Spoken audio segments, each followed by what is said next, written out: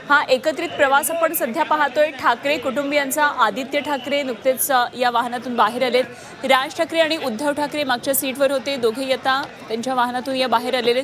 एका गाडीमध्ये आज ठाकरे बंधूंनी हा प्रवास केला, त्यामुळे युती आता अगदी टप्प्यातही निश्चित आहे। अर्थात या संदर्भातली औपचारिक घोषणा होणं बाकी आहे।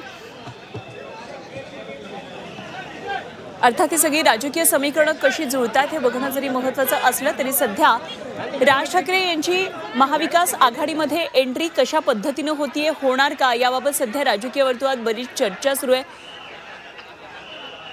काँग्रेसने या संदर्भात त्यांच्या गटामध्ये अनेक मतांतरं असल्याचं सुद्धा कळतंय। हर्षवर्धन सपकाळ जे सध्या महाराष्ट्रातले प्रदेशाध्यक्ष आहेत काँग्रेसचे, ते मात्र आज या शिष्टमंडळातल्या बैठकीमध्ये नाही आहेत। काही महत्त्वाच्या कामासाठी ते सध्या दिल्लीला गेलेले आहेत। मात्र राज ठाकरे बरोबर येत असल्यामुळे काँग्रेसनं एक कुठेतरी ही भेट टाळली असल्याचं सुद्धा म्हटलं जातं आहे।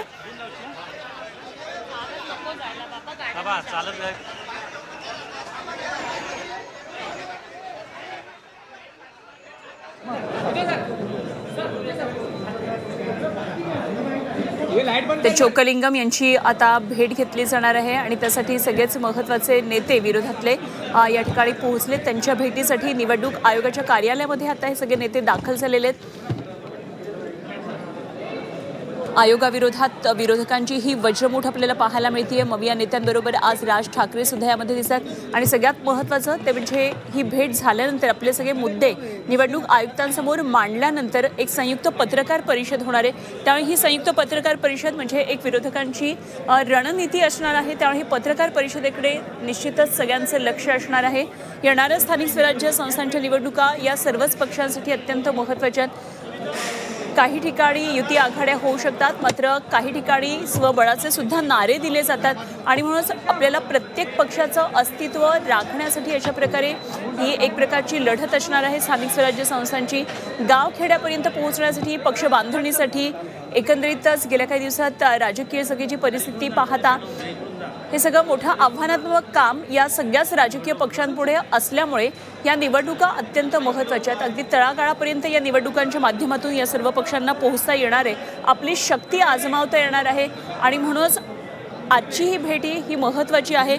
यापुढे या भेटीनंतर पुढे निवडणुकीनंतर यामध्ये काही महत्त्वाचे जेव्हा मुद्दे चर्चेले जातील तेव्हा या सगळ्या बैठकांमध्ये आम्ही सुद्धा होतो हे दाखवणं हे प्रत्येक पक्षाला गरजेचं ठरणार आहे आणि म्हणूनच प्रत्येक पक्ष हिरिरीनं आज विरोधकातला एकवटलेला आहे आणि या ठिकाणी महत्त्वाचे नेते आलेले आहेत। आता निवडणूक आयुक्तांची काही वेळामध्ये भेट होणार आहे।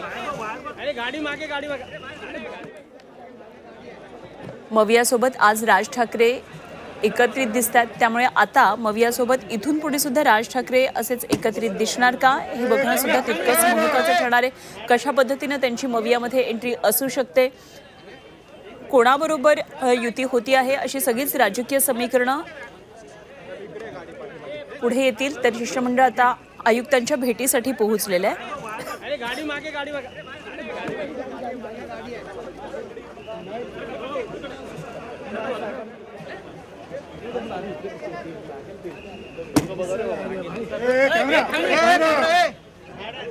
आणि यामध्ये सगळ्यात महत्त्वाची दृश्य ती म्हणजे आज राज ठाकरे आणि उद्धव ठाकरे यांनी एकत्रित एका वाहनातून प्रवास केला। काही मिनिटांचाच हा प्रवास होता। शिवालयापासून निवडणूक आयुक्तांच्या कार्यालयापर्यंतचा हा प्रवास होता, मात्र काही मिनिटांचा गाडीतला हा प्रवास ही पुढच्या राजकारणाची झलक देणारी आहेत ही दृश्य। राज ठाकरे उद्धव ठाकरे एकाच गाडीतून, त्यांच्याबरोबर पुढच्या सीटवर आदित्य ठाकरे होते आणि अशा प्रकारे ठाकरे कुटुंबियांनी एकत्रित ठाकरे बंधूंनी हा एकत्रित एकाच गाडीतून प्रवास केलेला आहे।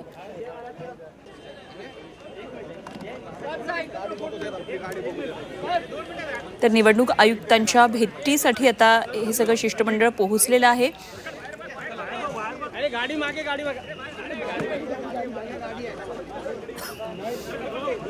राष्ट्रवादीचे नेते शरद पवार या ठिकाणी पोहोचले। शरदचंद्र पवार पक्षाचे अध्यक्ष। तर 12:30 वाजता खरं तर ही नियोजित वेळ होती आणि काही वेळामध्ये आता हे सगळेच नेते या ठिकाणी पोहोचतील आणि निवडणूक अधिकारी चोक्कलिंगम यांच्या बरोबर सर्वपक्षीय शिष्टमंडळ आता चर्चा करणार आहेत। शरद पवार, उद्धव ठाकरे, त्याचप्रमाणे बाळासाहेब थोरात, कॉम्रेड अजित नवले, कॉम्रेड प्रकाश रेड्डी, कॉम्रेड सुभाष लांडे, जयंत पाटील, शेकापचे आणि राष्ट्रवादीचे हे दोन्ही नेते या ठिकाणी आहेत. मनसे प्रमुख राज ठाकरे सुद्धा आज या शिष्टमंडळामध्ये सहभागी झालेत. शिवालयामध्ये जमून निवडणूक आयुक्तांना दिल्या जाणाऱ्या निवेदनावर त्यांनी स्वाक्षऱ्या केलेल्या आहेत. या ठिकाणी त्यांची एक प्रकारे बैठक झालेली आहे. तर महाविकास आघाडीचं शिष्टमंडळ मंत्रालयातल्या 7व्या माळ्यावरून मुख्य निवडणूक अधिकारी एस चोकलिंगम यांच्या दालनामध्ये आता भेटतात आणि ती भेट झाल्यानंतर प्रशासकीय भवनामध्ये सुद्धा ते भेट घेण्याची एक प्रकारे शक्यता वर्तवली जाते. मनसेचे अनेक महत्त्वाचे नेते सुद्धा आजच्या या शिष्टमंडळाच्या भेटीमध्ये सध्या दाखल आहेत आणि सध्या आपण स्क्रीनवर पाहतोय शरद पवार,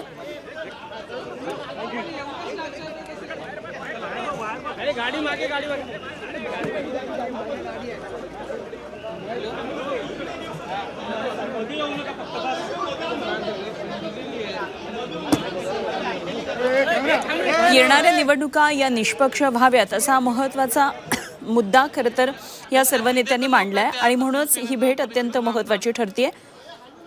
अर्थातच भाजपनं या सगळ्यावर एक प्रकारे प्रहार केलेला आहे. लोकसभेचा विजय तुम्हाला मान्य आहे, मात्र विधानसभेतला पराजय आपल्याला मान्य नाही, अशा प्रकारचं हे धोरण आहे अशी टीका केली जाते.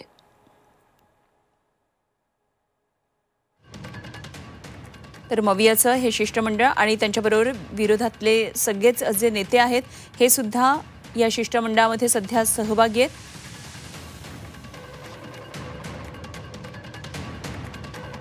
आमचे विविध प्रतिनिधी या सर्व घडामोडींवर लक्ष ठेवून आहेत. त्यांच्याकडून आपण त्या ठिकाणची परिस्थिती जाणून घेणार आहोत.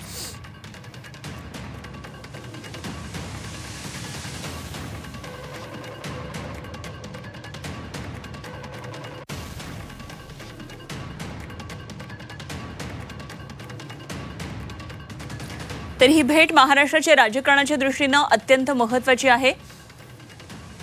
संजय राऊतांनी वारंवार या संदर्भात माहिती दिलेली होती की आज अशा प्रकारे ही महत्त्वाची भेट असणार आहे.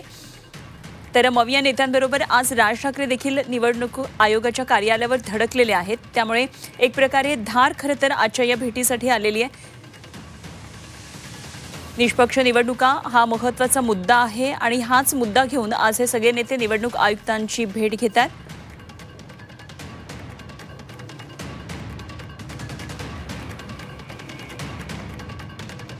तर सध्याच्या निवडणूक प्रक्रियेवर काही शंका आहे आणि त्यावर चर्चा करण्यासाठी हे सर्वपक्षीय शिष्टमंडळ आता दाखल झाले आहे राज्याच्या मुख्य निवडणूक अधिकाऱ्यांच्या कार्यालयामध्ये. राष्ट्रवादी काँग्रेसचे अध्यक्ष शरद पवार आहेत, शिवसेना पक्षप्रमुख उद्धव ठाकरे, मनसे प्रमुख राज ठाकरे, त्याचप्रमाणे काँग्रेसचे नेते आहेत ज्येष्ठ नेते बाळासाहेब थोरात. या शिष्टमंडळामध्ये त्यांचा समावेश आहे. आज हर्षवर्धन सपकाळ यांनी या शिष्टमंडळामध्ये उपस्थिती लावलेली नाहीये. ते दिल्लीला गेले असल्याचं त्यांनी कारण दिलेलं आहे. तर छत्रपती शिवरायांच्या प्रतिमेला या ठिकाणी ठाकरे बंधू अभिवादन करताना आपल्याला पाहायला मिळतात.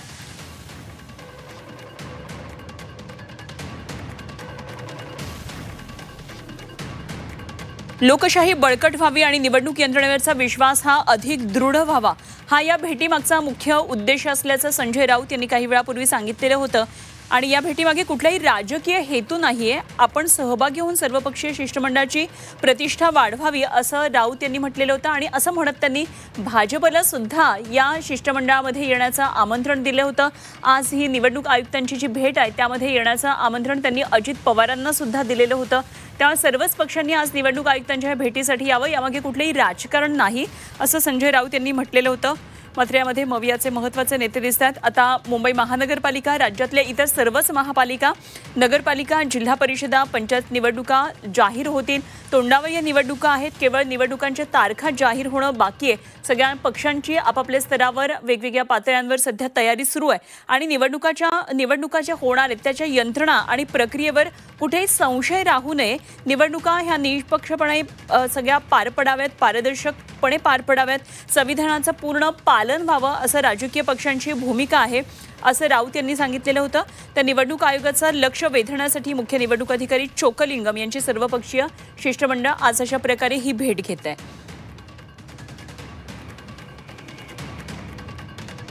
खरं तर असं म्हटलं जातं की शरद पवार मंत्रालयामध्ये फारसे कधी येत नाहीत, तेव्हा आज शरद पवार सुद्धा शिवालयामध्ये आलेले होते आणि दुसरीकडे सर्वपक्षीय शिष्टमंडळामध्ये जाण्यावरून काँग्रेसमध्ये एक प्रकारे जे दोन मतप्रवाह दिसत आहेत ते सुद्धा त्यानिमित्तानं आज पुढे आलेलं आहे.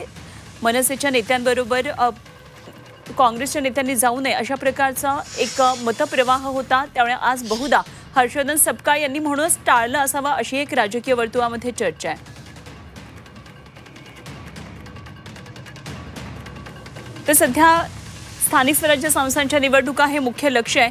नगर परिषदा, नगरपंचायतीच्या सदस्यपदाच्या, थेट अध्यक्षपदाच्या, सार्वत्रिक निवडणुकीसाठीच्या प्रभागनिहाय प्रारूप मतदार यादींवर हरकती आणि सूचनांसाठी 17 ऑक्टोबरपर्यंत राज्य निवडणूक आयोगानं मुदतवाढ दिलेली आहे आणि नगर परिषद, नगरपंचायत निवडणुकांसाठी प्रभागनिहाय प्रारूप मतदार यादी 8 ऑक्टोबर 2025ला प्रसिद्ध करण्यात आलेली होती आणि त्यावर आता 13 ऑक्टोबर ऐवजी 17 ऑक्टोबर 2025 पर्यंत हरकती सूचना दाखल करण्यात येणार आहेत. त्यामुळे या सगळ्या आता तयारी जेव्हा निवडणुकीची सुरू झालेली आहे तेव्हा या सगळ्या निवडणुका या पारदर्शक व्हाव्या, निष्पक्षपातीपणे व्हाव्या हीच खरं तर सगळ्यांचीच इच्छा आहे आणि त्याच दृष्टीनं आज विरोधकांनी ही वज्रमूठ बांधलेली दिसते आणि म्हणूनच आजचा दिवस हा महाराष्ट्राच्या राजकारणातला एक महत्त्वाचा दिवस आहे. कारण सगळेच विरोधक आज एकवटलेले आहेत. ही सगळी जी नेते मंडळी आहेत विरोधी पक्षांमधली ही आज एकत्रित येऊन निवडणूक आयुक्तांची भेट घेत आहेत. त्यामुळे देशाच्या राजकीय पातळीवर सुद्धा देशपातळीवर सुद्धा राजकीय वर्तुळात आजच्या या भेटीसंदर्भात निश्चितच चर्चा होईल.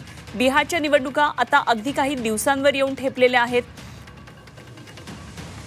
त्यामुळे सध्या निवडणुकीचे सगळे वारे वाहत असताना महाराष्ट्रातलं राजकारण सुद्धा तापू लागलेलं आहे आणि आजची ही भेट हे राजकारण तापवण्यासाठी आणखी महत्त्वाची ठरते. शिष्टमंडळ आता आयुक्तांच्या भेटीसाठी त्यांच्या कार्यालयामध्ये दाखल झालेले.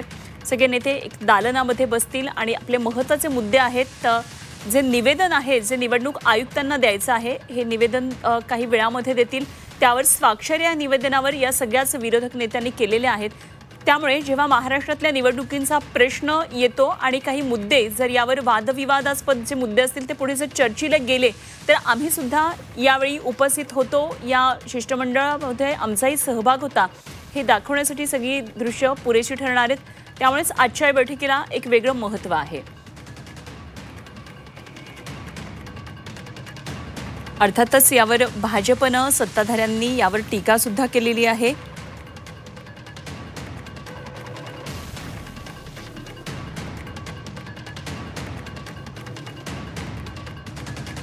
तर आज मविया नेत्यांबरोबर राज ठाकरे सुद्धा या शिष्टमंडळामध्ये सहभागी आहेत. खरं तर राज ठाकरेंनी सुद्धा आणि मनसेनं अनेक वेगवेगळ्या पातळ्यांवर चाचपणी केली. ठिकठिकाणी मतदार याद्यांमध्ये कसे घोळ आहेत हे देखील समोर आणलेलं होतं. त्यामुळे आज मनसेची भूमिका सुद्धा तितकीच महत्त्वाची ठरते.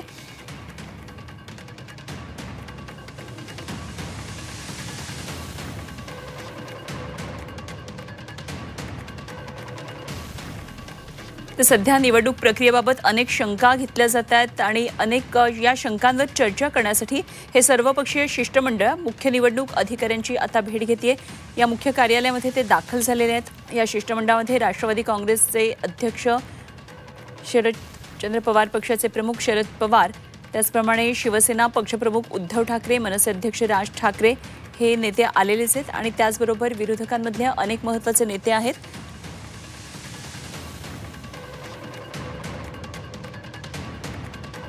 खरं तर सर्वपक्षीय शिष्टमंडळामध्ये सहभागी होण्यासाठी शिवसेना उद्धव बाळासाहेब ठाकरे पक्षाचे जे खासदार आहेत संजय राऊत यांनी ही लोकशाही अधिक बळकट व्हावी, निवडणूक प्रक्रियेचा जनतेचा विश्वास दृढ व्हावा हा या भेटीचा उद्देश असल्याचं म्हटलेलं होतं. शरद पवार आता निवडणूक आयुक्तांच्या कार्यालयामध्ये जात आहेत. त्यांच्याबरोबर बैठकीसाठी स्वतः शरद पवार आल्यामुळे निश्चितच या शिष्टमंडळाचं एक वजन, एक प्रतिष्ठा वाढलेली आहे आणि सर्वच विरोधकांनी एकत्रित यावं अशासाठी संजय राऊत यांनी गेल्या काही दिवसांपासून सातत्यानं माध्यमांना सांगितले की शिष्टमंडळाची भेट किती महत्त्वाची आहे. तर निवडणूक निष्पक्षपातपणे व्हाव्यात, पारदर्शक संविधानाचं पूर्ण पालन व्हावं ही सर्वच राजकीय पक्षांची भूमिका आहे आणि याच भूमिकेचं समर्थन करण्यासाठी आणि याला समर्थन देण्यासाठी भाजपनं आणि अजित पवारांच्या राष्ट्रवादीनं सुद्धा सहभागी व्हावं अशा प्रकारे त्यांना निमंत्रण दिलेलं होतं.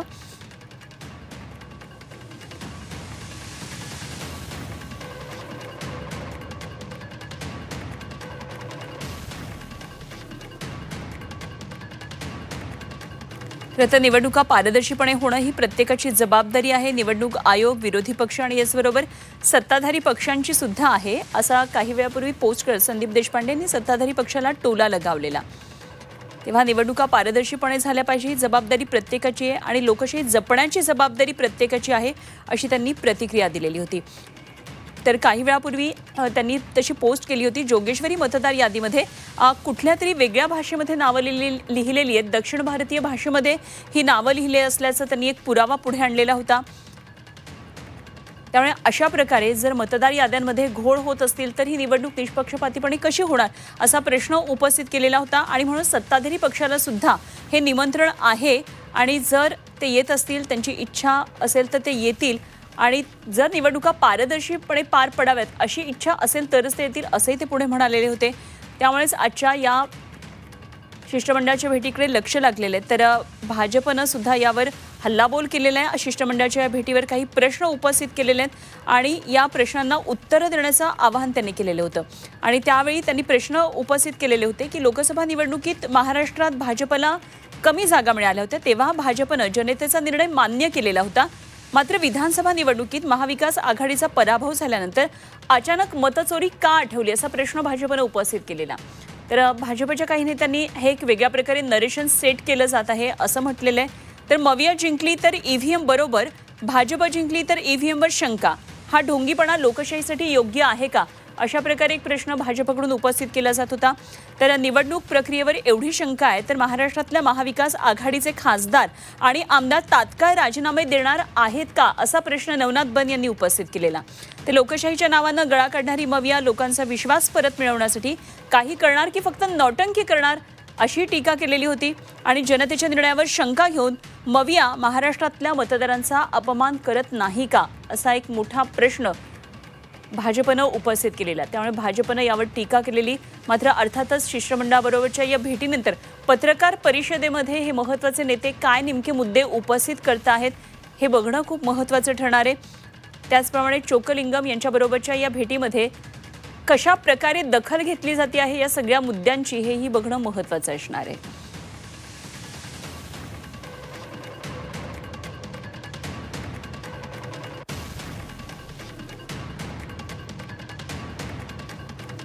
तर आजच्या दिवसभरातली राजकीय वर्तुळातली ही सगळ्यात महत्त्वाची आणि मोठी बातमी आहे. मागण्या आहेत मतदार याद्यांचा घोळ दूर करावा, निवडणुका निष्पक्ष व्हाव्यात, पारदर्शीपणे पार पडाव्यात.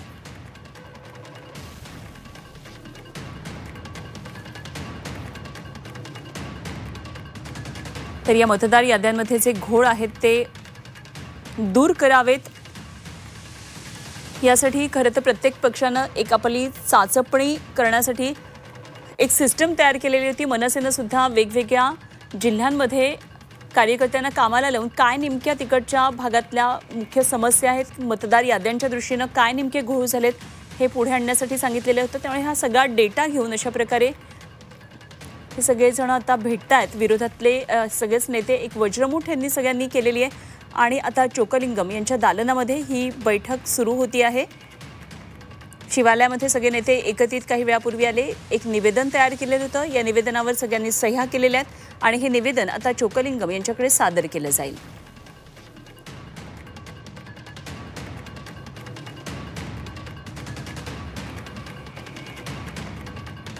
आज या महत्त्वाच्या राजकीय घडामोडीमध्ये सगळ्यात जी मोठी दृश्य होती ती म्हणजे राज ठाकरे, उद्धव ठाकरे आणि आदित्य ठाकरे यांनी एकाच गाडीतून प्रवास केलेला होता. त्यामुळे ठाकरे बंधूंची एकी पुन्हा एकदा आजच्या या शिष्टमंडळामध्ये दिसून येते. आता संयुक्त पत्रकार परिषदेमध्ये या दृष्टीनं काय नेमकी महत्त्वाच्या मुद्द्यांची मांडणी होतीये हे सुद्धा आपल्याला बघावं लागणार आहे. आज मवियाच्या या सर्व शिष्टमंडळासोबत राज ठाकरे विरोधातले एक नेते म्हणून सहभागी झालेले आहेत. मात्र संजय राऊत यांनी सांगितलेलं की केवळ राजकारण म्हणून याकडे पाहायला नको, तर देशाची लोकशाही सुदृढ होणं हे जास्त महत्त्वाचं आहे आणि लोकशाहीवरचा या सगळ्या निवडणूक प्रक्रियेवरचा जो विश्वास आहे तो दृढ व्हावा या दृष्टीनं हे पाऊल खूप महत्त्वाचं आहे. या दृष्टीने ही भेट खूप महत्त्वाची असल्याचं संजय राऊत यांनी सांगितलेलं होतं. त्यामुळे या मुद्द्यावरून काय नेमके सगळ्या नेत्यांचं निवेदन असेल आणि पत्रकार परिषदेमध्ये मुद्दे मांडले जातील हे बघावं लागणार आहे.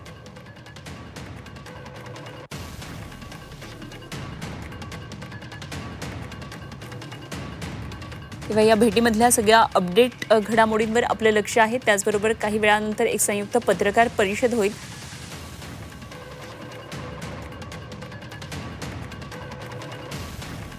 राज्यातल्या राजकारणातले सगळ्यात जुने जाणते ज्येष्ठ नेते शरद पवार हे सुद्धा निवडणूक आयुक्तांच्या भेटीसाठी पोहोचलेले आहेत. त्याचप्रमाणे कॉम्रेड प्रकाश रेड्डी आहेत, शेतकरी नेते अजित नवले आहेत, रासपचे रईस शेख आहेत.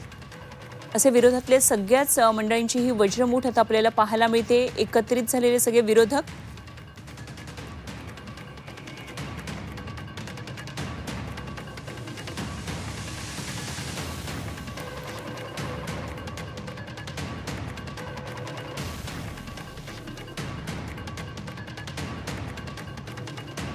निष्पक्ष निवडणुकांसाठी आयुक्तांची आता ही भेट होतीये आणि यासाठी सगळेजण दालनामध्ये आता आसनस्थ झालेले आहेत. काही वेळामध्ये ही बैठक सुरू होईल आणि निवडणूक आयुक्तांकडे हे सगळं निवेदन दिलं जाणार आहे. लोकशाही बळकट करा यासाठीचे निवेदन असणार आहे. इलेक्शन कमिशन म्हणजेच निवडणूक यंत्रणेवरचा विश्वास दृढ होण्यासाठी हे पाऊल गरजेचं आहे, अशा प्रकारे विरोधकांकडून सांगण्यात येते. मवियाच्या नेत्यांनी सांगितलेले आहे. त्यामुळे या निवेदनामध्ये काय त्याचा सुद्धा आपल्याकडे हा एक्सक्लुझिव्ह फोटो पाहायला मिळतोय.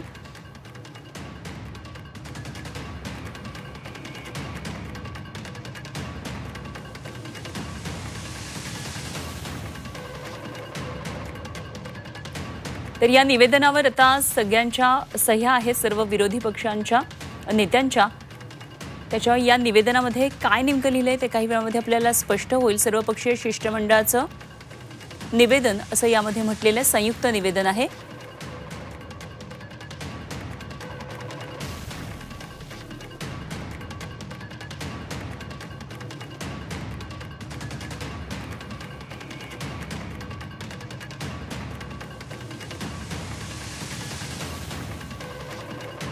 तर यावर अर्थातच भाजपकडून सातत्यानं टीका सुद्धा झालेली पाहायला मिळते.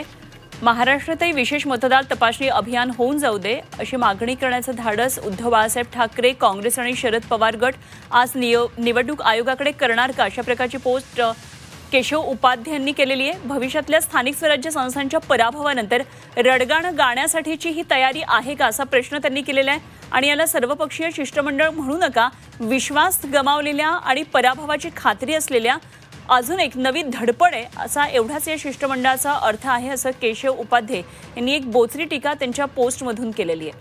तर ईव्हीएम हॅक होऊ शकत नाही हे आतापर्यंत अनेक वेळा सिद्ध झालेलं आहे आणि गेले वर्षभर राहुल गांधींपासून मवियातले सगळेजण निवडणूक आयोगावर मतचोरीवरून चिखलफेक करण्यापलीकडे चिंधीभर पुरावा सुद्धा सादर करू शकलेले नाहीत, असं केशव उपाध्यांचं म्हणणं आहे. तेव्हा जेव्हा विरोधक जिंकतात तेव्हा सर्व निवडणुका या विरोधकांच्या दृष्टिकोनातून या पारदर्शी संविधानाप्रमाणे झालेल्या असतात आणि महाराष्ट्रात लोकसभेला मवियाला यश मिळालं तेव्हा ना वोट चोरी झाली होती ना ईव्हीएम हॅक झालेलं होतं.